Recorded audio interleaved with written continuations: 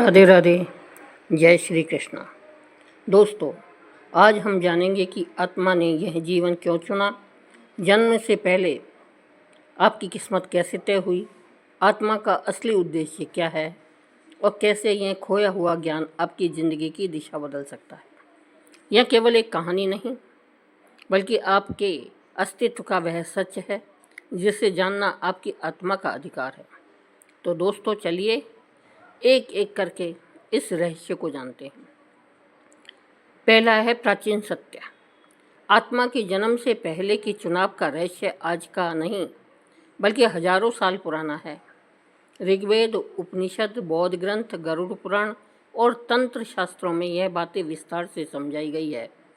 सिर्फ भारत ही नहीं, hermetic philosophy, सूफी संतों की गढ़ ज्ञान परंपरा, यहाँ तक कि प्राचीन ईसाई रहस्यवाद में भी इस रहस्य का उल्लेख मिलता है। बौद्ध धर्म के तिब्बती सिद्धांतों में सिद्ध वर्दों की बात होती है, जहाँ आत्मा जन्म से पहले अपने अगले जीवन का चयन करती है। योगियों के साधना पथों में भी यही सिखाया गया है कि आत्मा का अगला जीवन उसकी चेतना और कर्मों पर आधारित होता है। सभी परंपराएं एक ही बात कहती है कि हम इस जीवन में अनजाने में नहीं आए हैं, हमने इसे चुना है, जानबूझकर सोच समझकर चुना है।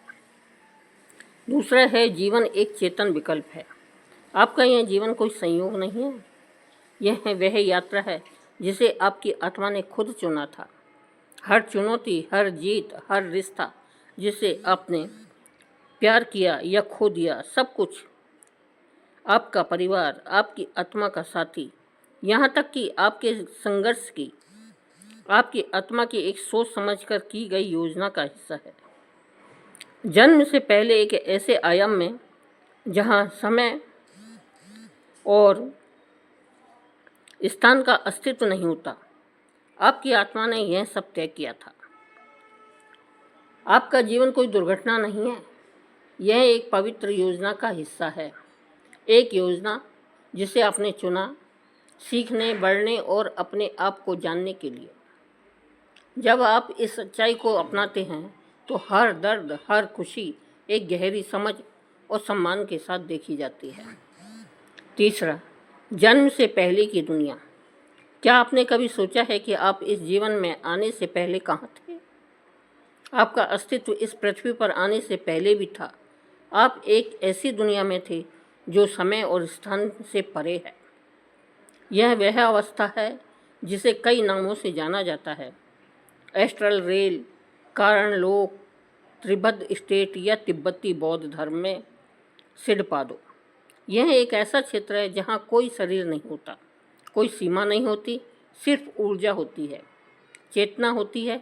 यहाँ आत्मा ना भय जानती है, ना शक, ना अहंकार, सिर्फ असीम शांति और असीम प्रेम।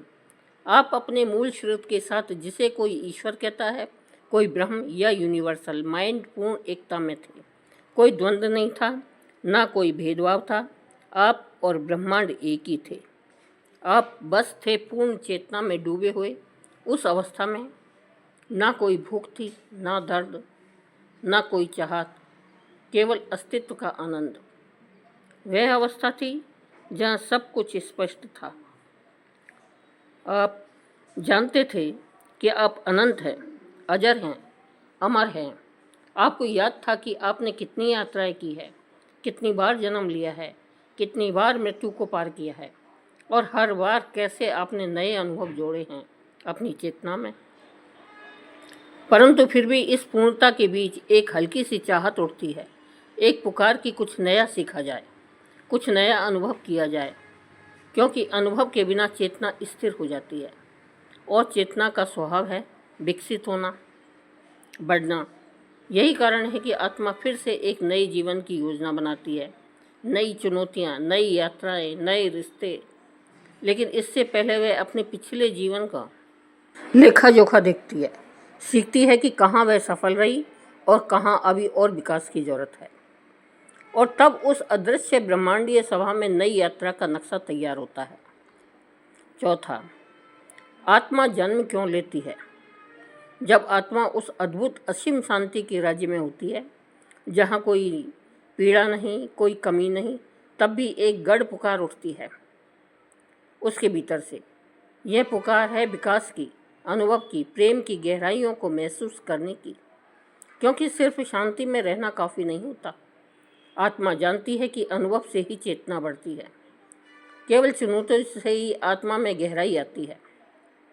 जैसे बीज को अंधेरे मिट्टी में दबाकर अंकुरित होना पड़ता है, जैसे सोने को अग्नि में तपकर ही शुद्धता मिलती है, वैसे ही आत्मा को भी कठिनाइयों के बीच से गुजरना पड़ता है अपने असली तेज को पाने के लिए।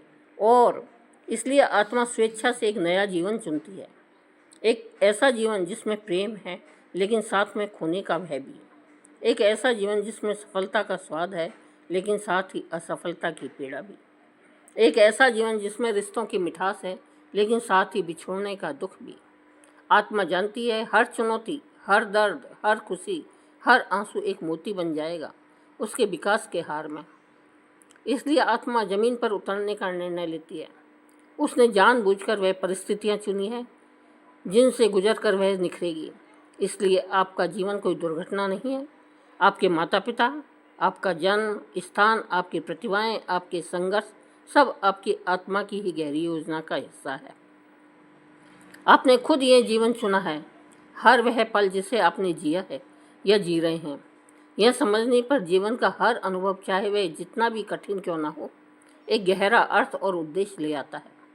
आप सिर्फ एक शरीर नहीं हैं, आप एक यात्री हैं, एक अनंत यात्रा पर। और इस जीवन की राह आपने खुद चुनी है, अपने प्रेम और अपने विकास के लिए।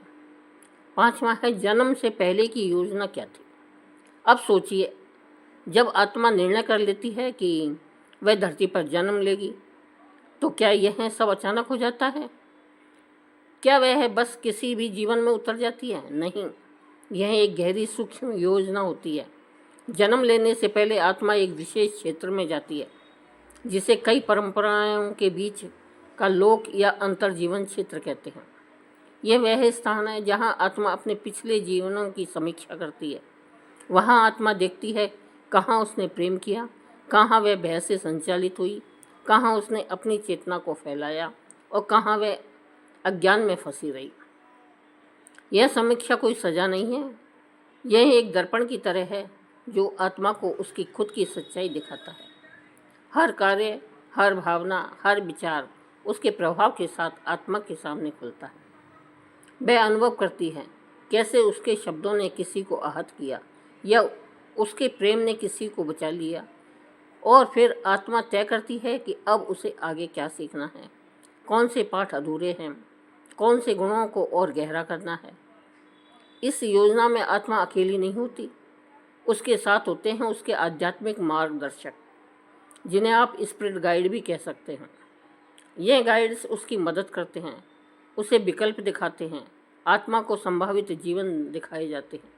जैसे कि एक विशाल स्क्रीन पर हर जीवन के साथ अलग अलग चुनौतियाँ, अलग अलग अवसर, अलग अलग रिश्ते। आत्मा महसूस करती है कि इस जीवन से उसे सबसे ज़्यादा विकास मिलेगा। फिर वह चुनौती है अपने माता पिता, परिवार की स्थिति, देश, संस्कृति, समय, यहाँ तक कि विशेष प्रतिभाएं और चुनौतियाँ भी। हाँ, आपने अपनी शक्तियाँ भी चुनी और अपनी कमजोरियाँ भी।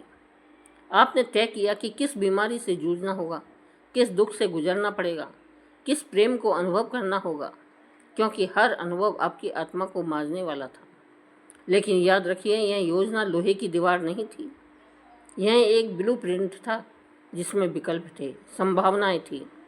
आपके पास हमेशा स्वतंत्र इच्छा थी। आपकी आत्मा ने वह सबसे सुंदर खेल चुना था जहाँ हर चाल, हर चुनौती उसके विकास का एक उपहार बनने वाली थी। अब सोचिए, जब भी आपको लगे कि जीवन अन्यायपूर्ण है, कि कोई दुख व्यर्थ है, तो याद रखिए यह सब एक बड़ी गहरी योजना का हिस्सा है जिसे आपने खुद अपनी आत्मा से चुना था। छठा है कर्म का महत्व। कर्म का महत्व क्या है? अब बात करते हैं कि एक गहरे नियम की जो हर आत्मा की यात्रा को दिशा देता है। यह नियम है कर्म का नियम। कर्म का अर्थ क्या है? बहुत सरल भाषा में कहे तो हर कार्य, हर भावना, हर सोच एक ऊर्जा बनाती है।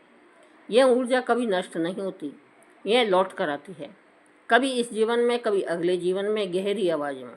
जैसे बीज बोने से वैसा ही फल मिलता है, वैसे ही हर कर्म अपना परिणाम साथ लेकर आता है। अगर आपने प्रेम का बीज बोया तो प्रेम की फसल पाई, अगर आपने घृणा का बीज बोया तो पीड़ा की फसल पाई। लेकिन ध्यान दीजिए, कर्म कोई सज़ा नहीं है, यह सिर्फ सिखाने का तरीका है। कर्म एक शिक्षक है जो आत्मा को उसके हर क्रिया के असर का अनुभव कराता है, ताकि वह समझ सके कि कैसा बनना है और क्या छोड़ना है। आपका वर्तमान जीवन आपकी पिछली यात्राओं का प्रतिबिंब है। कुछ घटनाएं जो आपको समझ नहीं आती, वे पुराने कर्मों के फल हो सकते हैं। कभी आपने किसी का सहारा लिया था, आज कोई आपके लिए सहारा बनता है। कभी किसी के दिल को तोड़ा था, आज आप खुद टूटने का दर्द महसूस करते हैं। ध्यान दीजिए, इसका मतलब यह नहीं कि आप पीड़ित हैं, बल्कि आप एक सच्चे योद्धा हैं जो सीख रहा है, बढ़ रहा है। कर्म 2 स्तर पर काम करता है। पहला है संचित कर्म, यानी सारे पुराने कर्मों का भंडार, और दूसरा है प्रारब्ध कर्म, यानी इस जीवन में जो कर्म आपको भुगतने या सीखने के लिए मिले हैं। जो आप आज अनुभव कर रहे हैं वह प्रारब्ध कर्म का परिणाम है। लेकिन जो आज आप सोचते हैं, करते हैं, वह आपका भविष्य बना रहा है। मतलब साफ है, भविष्य आपके हाथ में है। आज का हर छोटा कदम, हर छोटी दया, हर छोटी क्षमा आपके अगले पथ को उज्जवल बना सकता है। तो जब भी कोई कठिन समय आए, अपने आप से पूछिए, मैं इस अनुभव से क्या सीख सकता हूँ, क्योंकि सच्चा ज्ञान कष्टों को भी वरदान में बदल सकता है। कर्म एक जंजीर है, यह एक सीढ़ी है जिस पर चढ़कर आत्मा खुद को पूर्णता तक ले जाती है। 7वां है आध्यात्मिक अनुबंध और आत्मा समूह। अब जरा सोचिए, क्या यह संभव है कि आपके जीवन में जो भी लोग आए हैं उनसे आपकी मुलाकात एक संयोग नहीं, बल्कि एक पूर्व निर्धारित योजना का हिस्सा है? जी हाँ, यह सच्चाई है। हम जन्म से पहले कुछ आत्माओं के साथ आत्मिक अनुबंध करते हैं। यह अनुबंध सीखने, बढ़ने और विकसित होने के लिए किए जाते हैं। आपके माता पिता, आपके मित्र, आपके प्रेमी, यहाँ तक कि वे लोग भी जिन्होंने आपको दुख पहुँचाया, सबके साथ कोई ना कोई गहरा आत्मिक समझौता होता है। कुछ आत्माएं आपका सहारा बनती हैं, कुछ आपको चुनौती देती हैं, कभी सिखाने के लिए प्रेम देती हैं तो कभी कठोर सबक भी। लेकिन जान लीजिए, हर मुलाकात का एक उद्देश्य है। कभी कभी कोई आत्मा कठिन भूमिका निभाती है ताकि आप क्षमा करना सीख सकें या अपनी शक्ति पहचान सकें। हम आत्माएं समूह में यात्रा करती हैं, इन्हें कहते हैं आत्मा समूह। एक ही आत्मा समूह में हम कई जन्मों तक एक दूसरे के साथ रहते हैं, कभी माँ बनकर, कभी भाई बनकर, कभी मित्र, कभी प्रेमी, या यहाँ तक कि शत्रु बनकर। हर बार अलग भूमिका, लेकिन एक ही लक्ष्य, सीखना और विकास करना।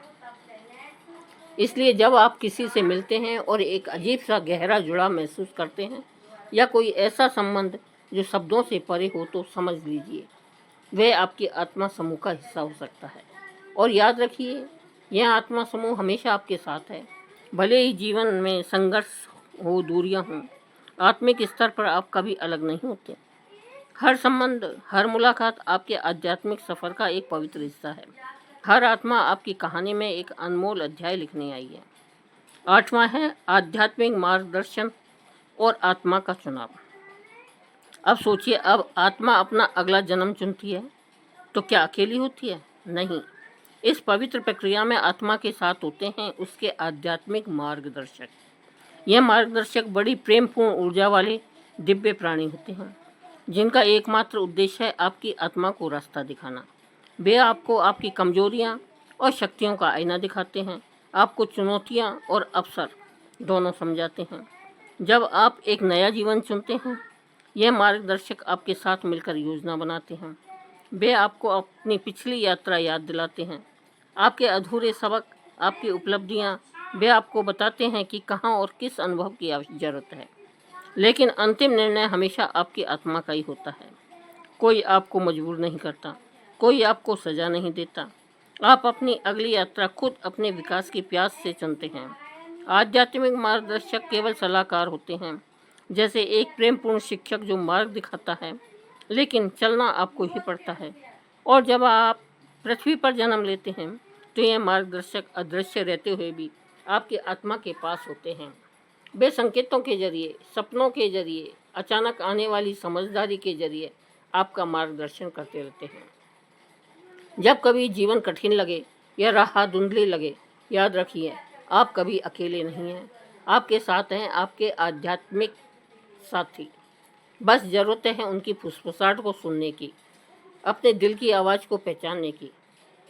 आप एक दिव्य टीम के साथ आए हैं जो हर पल आपके पीछे खड़ी है। 9वां है स्वतंत्र इच्छा। अब एक और गहरी सच्चाई को जानिए। भले ही आपकी आत्मा ने इस जीवन की योजना बनाई हो, फिर भी आपको मिली है स्वतंत्र इच्छा। हाँ, आपके जीवन का ब्लूप्रिंट बना है, लेकिन रास्ता तय करना हमेशा आपके हाथ में है। हर मोड़ पर, हर फैसले पर आपके पास होता है चुनाव का अधिकार। आप चुन सकते हैं कठिनाइयों से डरकर भागना या उनका सामना करना सीखना। आप चुन सकते हैं क्रोध और घृणा में फंसना या क्षमा और प्रेम का मार्ग अपनाना। आपका व्यवहार आपके निर्णय ही तय करते हैं। आप अपने लिए बनाई गई योजना को कैसे निभाते हैं। कभी कभी कोई सीख आप जल्दी समझ लेते हैं तो जीवन आसान हो जाता है। कभी कभी अहंकार या डर के कारण सीख को टालते हैं तो जीवन और चुनौतीपूर्ण बन जाता है। यही कारण है कि कोई भी भविष्यवाणी, कोई भी जन्म पत्री आपके पूरे जीवन को पूरी तरह नहीं बता सकती, क्योंकि हर पल आप अपनी नई संभावनाएं गढ़ रहे हैं। यही है आत्मा का असली खेल, योजना बनाना और फिर स्वतंत्र इच्छा से उसे जीवंत करना। आपका भविष्य पत्थर पर लिखी कहानी नहीं है, यह एक प्रवाह है जिसे आप अपने विचारों, भावनाओं, कर्मों से आकार देते हैं। हर बार जब आप प्रेम चुनते हैं, हर बार जब आप माफ़ी चुनते हैं, हर बार जब आप साहस चुनते हैं, आप अपने जीवन को नई ऊंचाइयों पर ले जाते हैं।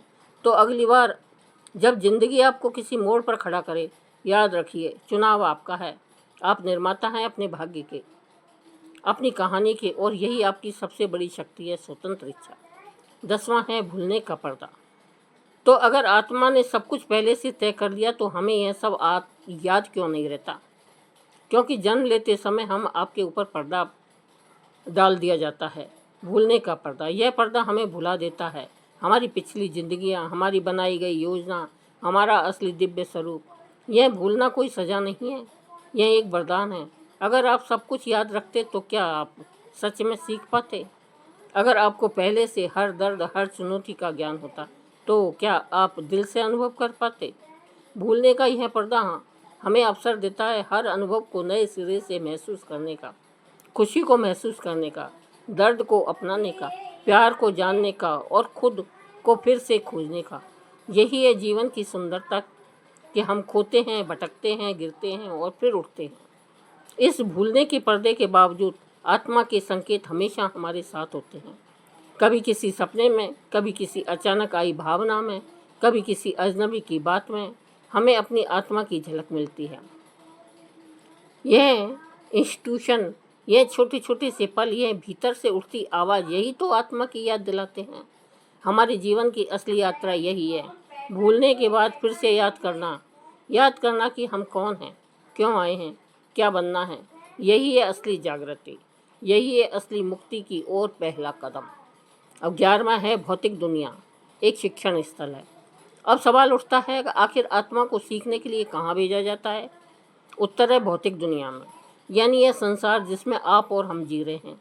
यह संसार कोई साधारण जगह नहीं है, यह एक विशाल पाठशाला है जहाँ आत्मा को अपनी असली इम्तहान दिए जाते हैं। यहाँ सब कुछ है, सुख, दुख, प्रेम, विरह, सफलता, असफलता।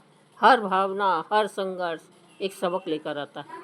अगर आप आत्मा केवल प्रकाश और आनंद में रहती तो वह धैर्य कैसे सीखती, माफ़ी कैसे जानती, संघर्षों में अपने भीतर की दिव्यता को कैसे पहचानती। यही वजह है कि इस संसार में सीमाएं रखी गई है, समय, दूरी, मृत्यु और भावनाओं का उतार चढ़ाव। यह सीमाएं हमें चुनौती देती है, हमें मजबूर करती है खुद को तलाशने के लिए। इसी घने अंधेरे में हम अपने भीतर के प्रकाश को ढूंढते हैं। शरीर की नश्वरता, समय की पकड़, संबंधों की नाजुकता, यह सब हमें सिखाते हैं कि कुछ भी स्थायी नहीं है। और इसी अस्थायी में हम असली प्रेम, सच्ची करुणा और वास्तविक आत्मज्ञान पाते हैं। यही वजह है कि जीवन कभी भी परफेक्ट नहीं लगता, क्योंकि इसे परफेक्ट बनाया ही नहीं गया था। इसे बनाया गया था आपको तोड़ने के लिए नहीं, बल्कि आपको गढ़ने के लिए। प्रत्येक कठिनाई का एक दरवाज़ा है, हर आंसू एक शिक्षा है, हर विछड़ा एक नया मोड़ है। और जब आप इस नज़रिए से देखना शुरू करते हैं तो हर पल, हर अनुभव एक वरदान बन जाता है। भौतिक संसार आत्मा के विकास का सबसे सुंदर, सबसे चुनौतीपूर्ण और सबसे जरूरी मंच है। 12वां है मृत्यु के बाद। तो जब शरीर समाप्त हो जाता है, क्या कहानी वहीं ख़त्म हो जाती है? नहीं, यह तो एक नए अध्याय की शुरुआत होती है। मृत्यु के बाद आत्मा एक विशेष अवस्था में प्रवेश करती है, जिसे कहते हैं इंटर लाइफ या मृत्यु के बीच की दुनिया। यह एक ऐसा स्थान है जहाँ ना शरीर है, ना समय है, ना चेतना है। यहाँ आत्मा रुकती है, आराम करती है, सोचती है और अपने पिछले जीवन की गहराइयों से निरीक्षण करती है। इसे लाइफ रिव्यू कहा जाता है। इसमें आत्मा अपने पूरे जीवन को देखती है, लेकिन सिर्फ यादों की तरह नहीं, बल्कि आत्मा खुद महसूस करती है कि अपने हर कार्य का प्रभाव, किसी को दी गई खुशी या पहुंचाया गया दुख, सब कुछ खुद अनुभव करती है। यह कोई दंड नहीं है, ना ही कोई बाहरी न्याय है। यह है आत्मा की अपनी अंतरात्मा का दर्पण। इस समीक्षा के दौरान आत्मा सीखती है कहाँ उसने प्रेम चुना, कहाँ उसने भय को अपना लिया। इंटर लाइफ में आत्मा को यह भी मौका मिलता है अपने कर्मों को समझने का, अपने अगले कदमों की योजना बनाने का। यह एक सुंदर करुणामय प्रक्रिया है, जहाँ आत्मा को ना तो आरोपित किया जाता है, ना सजा दी जाती है, बस सीखने का अवसर दिया जाता है। यह समय अलग अलग आत्माओं के लिए अलग होता है। कुछ जल्दी आगे बढ़ती हैं, कुछ लंबा विश्राम लेती हैं। इंटर लाइफ में आत्मा अपने सोल ग्रुप से मिलती है, उन आत्माओं से जो हमेशा उसके साथ रही हैं। यह एक पुनर्मिलन जैसा होता है, जहाँ प्रेम, समझ और अपनापन भरा होता है। फिर जब आत्मा तैयार हो जाती है तो वह एक नया जीवन चुनने की प्रक्रिया शुरू करती है। लेकिन क्यों? क्योंकि आत्मा जानती है सीखने का सिलसिला अभी खत्म नहीं हुआ है, यात्रा अभी बाकी है। 13वां है यात्रा का अंतिम लक्ष्य, मुक्ति। आत्मा बार बार जन्म लेती है, सीखती है, बढ़ती है, अनुभव करती है, लेकिन क्या यह यात्रा कभी पूरी होती है? हाँ, इस यात्रा का एक अंतिम लक्ष्य है मुक्ति, या जिसे हम कहते हैं मोक्ष। मुक्ति का अर्थ है जन्म और मृत्यु के चक्र से पूरी तरह से मुक्त होना। जब आत्मा हर सबक सीख लेती है, अपने कर्मों को संतुलित कर लेती है और अपने भीतर के परम सत्य को पहचान लेती है, तो उसे फिर से जन्म लेने की आवश्यकता नहीं रहती। यह वह अवस्था है जहाँ आत्मा पूर्ण चेतना में विलीन हो जाती है, जहाँ ना कोई भय है, ना कोई लालच, ना कोई अलगाव, ना कोई संघर्ष। यह एक ऐसी शांति है जो शब्दों से परे है। मुक्ति को अलग अलग परंपराओं में अलग अलग नामों से जाना जाता है। हिंदू धर्म में मोक्ष, बौद्ध धर्म में निर्वाण और अन्य परंपराओं में आत्म साक्षात्कार, जागृति या मुक्ति। मुक्ति कोई भागने की प्रक्रिया नहीं है, यह जीवन को पूरी तरह स्वीकार कर हर बंधन से ऊपर उठने की कला है। मुक्त आत्मा जानती है कि वह स्वयं ब्रह्म है, वह प्रेम है, वह प्रकाश है। मुक्त आत्मा चाहे तो उच्च लोकों में विश्राम कर सकती है या फिर सेवा के लिए वापस आ सकती है। मनुष्यों को जागरूक करने, प्रेम का संदेश फैलाने, ऐसे ही प्रबुद्ध आत्माओं को हम जानते हैं। गुरु अवतार, बोधिसत्व या संतों के रूप में वे अपना व्यक्तिगत सुख त्याग कर हम सबकी मदद के लिए लौटते हैं। उनका एक ही संदेश होता है, तुम वही हो जिसे तुम खोज रहे हो। प्रेम ही सत्य है। जागो, याद करो कि तुम कौन हो। और इसलिए आत्मा की सबसे महान यात्रा है अपने दिव्य स्वभाव को पहचानना और फिर उस पहचान में पूरी तरह से जीना। अगर इस यात्रा ने आपके दिल को छुआ है, अगर आप भी महसूस करते हैं कि आप सिर्फ एक शरीर नहीं बल्कि एक अनंत आत्मा है, तो नीचे कमेंट में हरे कृष्णा ज़रूर लिखिए। और आपको ये कथा पसंद आई हो तो लाइक कीजिए, चैनल को सब्सक्राइब कीजिए।